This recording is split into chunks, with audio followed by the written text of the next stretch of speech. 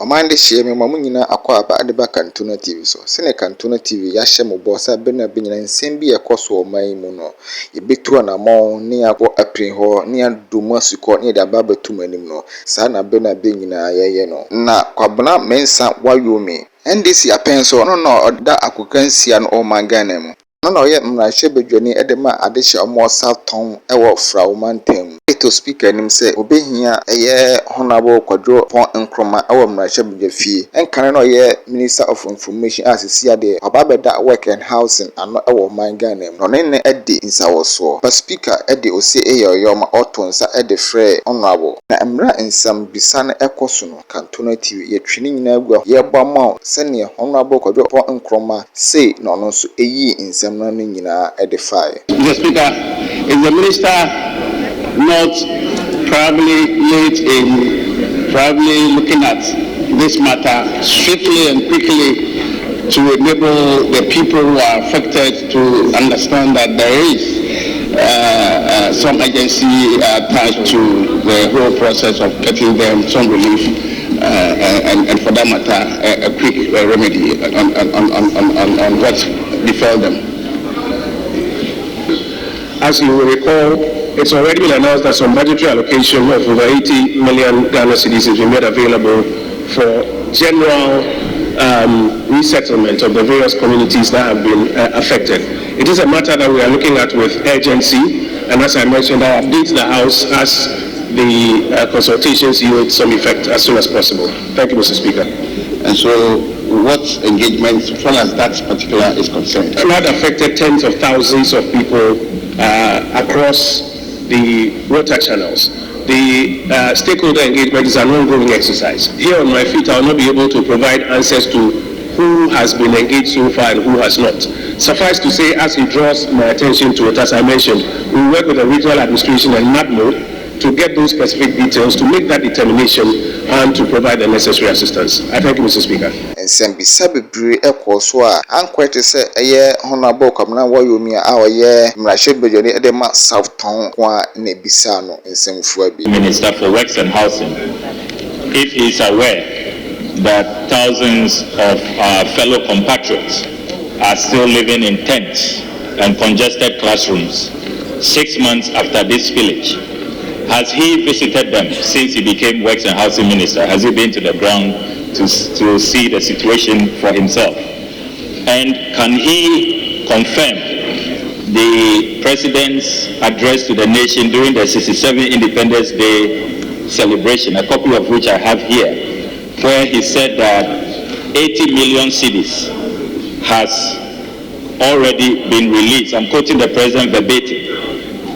As set out in the 2024 budget, government has set aside 220 million cedis, of which 80 million cedis has already been released by the Ministry of Finance to support the ongoing rehabilitation efforts for the affected communities, unquote. Is he aware of this 80 million cedis release, and what is this being used for? Because those of us on the ground don't see anything on the ground. Yes, Honorable Minister. My colleague will recall that I have only been Minister for Works and Housing for just about 3 weeks.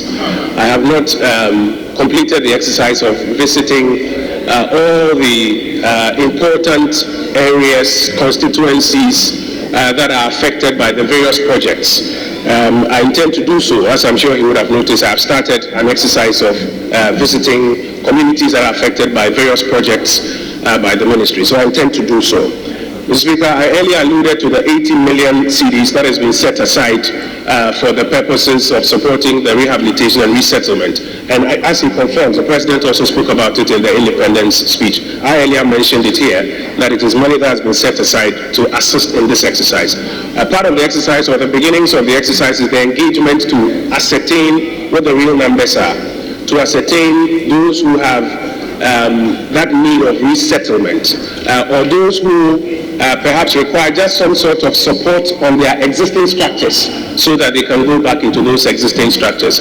All of that assessment is ongoing, in addition to the stakeholder engagement, as I mentioned. And as I mentioned, institutions like NUSPA are working with the Ministry of Works and Housing to determine where if necessary for that resettlement exercise, the scope and the size and the dimensions will be.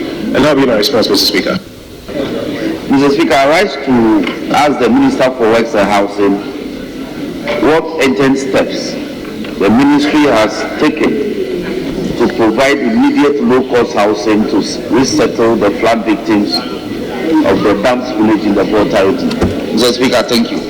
Mr. Speaker, the current stage of the government's coordinated response to the Akonsombo Dams village, led by the Interministerial Committee, involves the provision of relief to affected communities and individuals. Simultaneously, an assessment of the spillage's impact on livelihoods and properties is underway, as I mentioned earlier. The outcome of this ongoing assessment will inform the government's decisions regarding possible resettlement options. I will accordingly inform this House as progress is made. I thank you, Mr. Speaker. I'm very sad listening to the minister. Very sad. This is a disaster that affected in excess of 50,000 people. And as soon as this occurred, a 30-member interministerial committee was set up, chaired by the Chief of Staff. And it's been over 6 months. So for the minister to be saying that stakeholder consultations are still ongoing and that they are now trying to ascertain numbers, Mr. Speaker, the people need to be resettled. So, Mr. Speaker, my question was in respect of what urgent steps. It means after 6 months, no urgent steps has been put in place. So, Mr. Speaker, my question is this. My first supplementary is this. When can we expect some concrete steps on the ground in resettling the people? When? Exactly when? Mr. Speaker, I think it's first important to correct the fact that 80 million Ghana cedis has been set aside, and it will be for the purposes of rehabilitation, etc.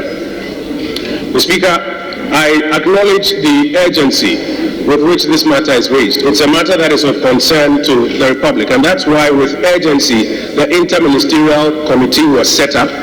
That is why with urgency relief items were sent to support our colleagues who have been affected. That is why with urgency people were assisted to move back into their homes. And that is why with urgency the assessment is currently ongoing as to how many specifically require resettlement, how many specifically require some assistance to move back into their. The record is that 80 million has been released, and this is coming from the president, speaking to the nation on the 6th day of March, Independence Day celebration.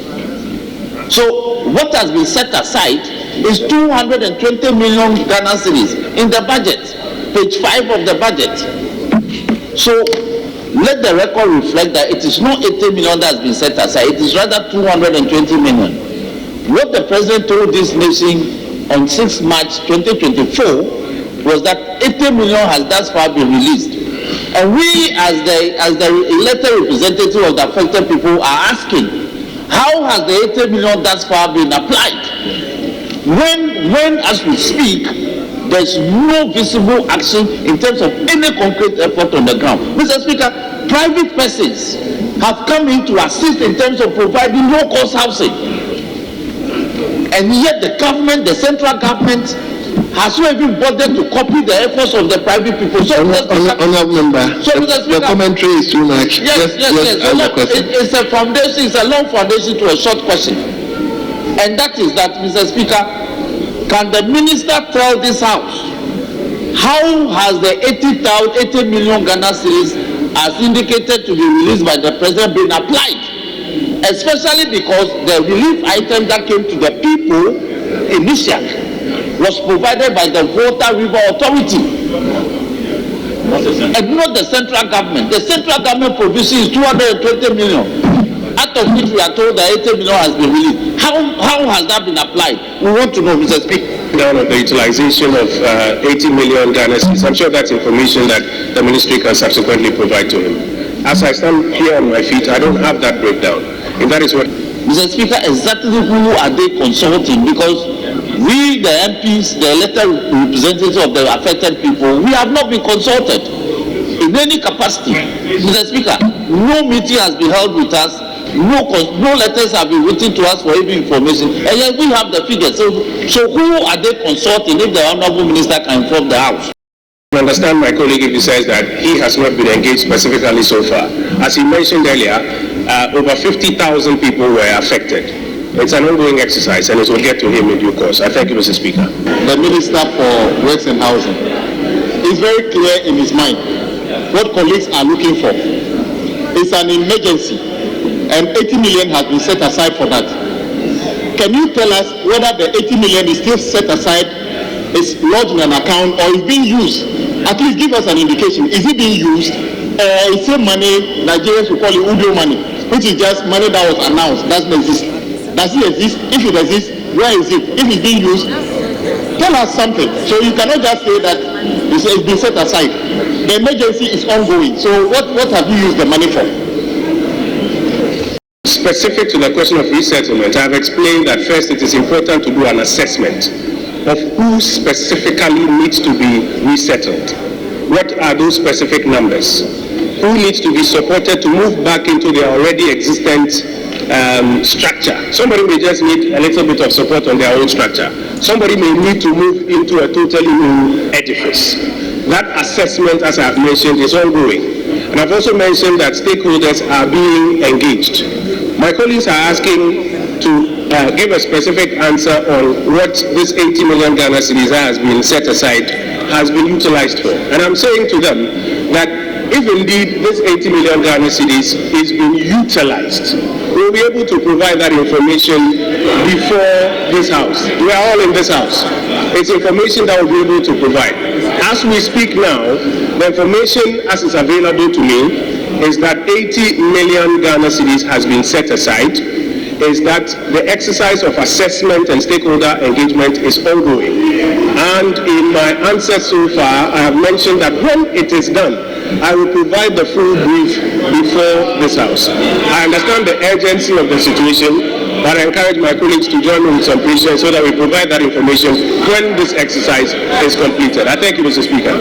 The MP for the area, my good self, and benevolent Ghanaians have been able to put up structures. In 7 weeks, we have housed 600 people. Decent accommodation. 7 weeks, and the whole government with all our taxes. 6 months. You are here talking about stakeholder consultation. How do you feel? I want to know. You would recall that the government played a role in providing initial relief, but the government could not do it alone. Members of Parliament from the affected areas also did their due by helping to provide some support. In fact, I recall some state agencies going to support some members of Parliament who were providing interventions. The Honourable Ablakwa, who speaks, I recall him receiving support when the former Minister of Finance went into the constituency to support some of the members of Parliament. Our colleagues in the media who are up here, on their own accord, on their platforms, raised a lot of support also to help our brothers and sisters who have been affected. We had churches, we had organizations, and I believe that that collective effort is one that we should applaud. On the side of the government, I have said here at this dispatch box that the final phase of the exercise, which involves determining exactly how many people require resettlement, is ongoing. And that when that exercise is completed, I will be here to provide all of that information. And Mr. Speaker, while I'm here, let me also commend our colleagues in the media, our colleagues on the other side, and the government agencies, all of who played their part in helping to bring some respite to our brothers who were affected. I thank you, Mr. Speaker. The minister should give me a timeline within which government will be able to resettle our people in Central Tongue, North Tongue, and South Tongue. As I've mentioned earlier, that assessment is being done and the necessary stakeholder engagements are taking place. When it is completed, it will give a determination of how many people specifically and the scope of that resettlement. It is that which will give me the opportunity to give a specific timeline to the question that he asked. I thank you, Mr. Speaker. Mr. Speaker, I want to ask the Minister if he has a fair idea of how many constituencies or communities were affected. I have said that it's about 11. I don't know what your records tell you. This is important because it will put in context what the scope is and how many people you are planning to address. Because Ketu South, Keta and Anglo also suffered as a result of this spillage. But in most of the communication that I've seen, they have not been captured properly as having been affected by the spillage of the dam. So please, what is the figure that you have and the communities? Initial comments you hear appear that it's a matter that affected only a few communities. In fact, as far north as in Yiji, and even in some of the areas in the eastern region around Mpaeso, etc., these there were communities there that were affected by this spillage of the Volta Dam. The initial assessment around the Volta area, Honorable Ablapa, etc. area, comes to about 50,000 people. But the numbers that are coming up from the engagement suggest that way up north, there were some other communities that were affected. When we are done with this proper assessment, I can answer that question specifically with a number that will not be disputed. But I just want to agree with her that many other communities were affected and therefore need to be factored into this assessment and resolution. I thank you, Mr. Speaker. Edamu nyamu ase se magye mra ahwe Kantuna TV. Kantuna TV ya kan di